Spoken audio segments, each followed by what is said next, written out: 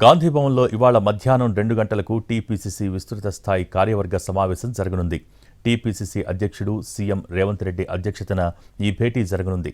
ఈ సమావేశంలో తెలంగాణ కాంగ్రెస్ వ్యవహారాల ఇన్ఛార్జ్ దీపాదాస్ మున్షితో పాటు ఏఐసీసీ ఇన్ఛార్జ్ కార్యదర్శులు, డిప్యూటీ సీఎం భట్టి విక్రమార్క, పలువురు మంత్రులు పాల్గొనున్నారు. వచ్చే లోక్సభ ఎన్నికల్లో అనుసరించాల్సిన వ్యూహం, పార్టీ బలోపేతంపై రేవంత్ రెడ్డి పార్టీ నేతలకు దిశానిర్దేశం చేయనున్నారు. నామినేటెడ్ పోస్టుల భర్తీపై స్పష్టత ఇచ్చే అవకాశం ఉన్నట్టు తెలుస్తోంది. అయితే రాష్ట్రంలో కాంగ్రెస్ అధికారంలోకి వచ్చాక తొలిసారిగా జరుగుతుండటంతో ఈ సమావేశానికి ప్రాధాన్యత ఏర్పడింది.